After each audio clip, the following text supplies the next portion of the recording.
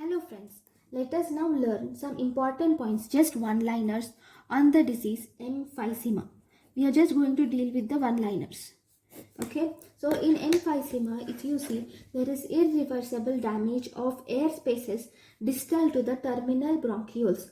Because of that, there is permanent dilatation of septa is noted. Why is this permanent dilatation of septa is noted? This is due to rupture of septa. Due to rupture of septa, you can see permanent dilatation of septa is seen in emphysema. Now, in this emphysema, what is important is elastase and non-elastase interaction. Actually, non-elastase is nothing but alpha-1 antitrypsin. This alpha-1 antitrypsin helps us to digest the elastases which are present in our lung. But here, because of the deficiency of alpha-1 antitrypsin, the elastases which are normally degraded by this alpha-1 antitrypsin are lost. And because of that, this alpha-1 antitrypsin deficiency results in emphysema. Then, it can also occur due to smoking. In smoking, there is normal alpha-1 antitrypsin hormone, but here this smoking increases the elastase enzyme. Because there is more elastase and there is less alpha-1 antitrypsin or anti-elastase enzyme, so as a result there is increased damage to the to the lung tissue. What are the genes involved in alpha-1 antitrypsin deficiency? We have alpha-1 AT gene, which is present on chromosome 14. Okay, this is alpha-1 AT, and antitrypsin depends upon the genes PIMM, which is normal. Then we have PIMZ, which is obviously a carrier, and we have PIZZ, which is alpha-1 antitrypsin deficiency. So we have four types of emphysema.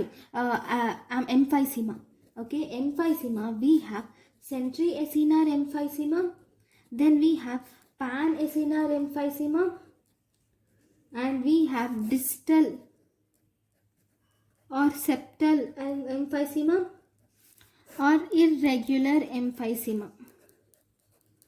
Okay, now this in centriacinar, obviously the respiratory bronchioles are dilated.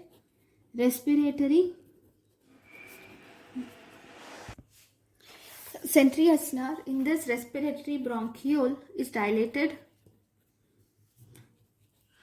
Okay, whereas here in pan-acinar all are involved. Okay, all the septa are involved here, not just respiratory bronchiole. Here in distal or septal, only the alveoli are dilated.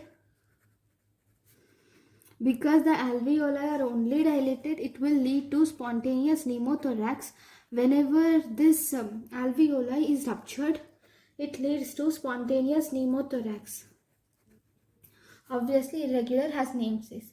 So this irregular emphysema is most commonly found histologically, okay, whereas the centriacinar, it is most commonly found clinically, and it is also found most commonly in smokers.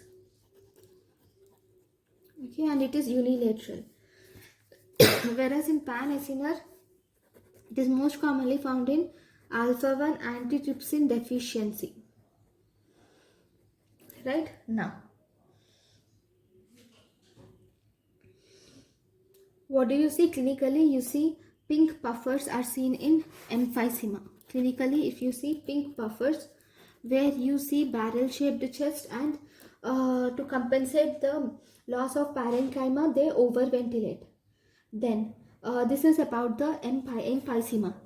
One-liners. Thank you guys for watching my lecture. Thank you.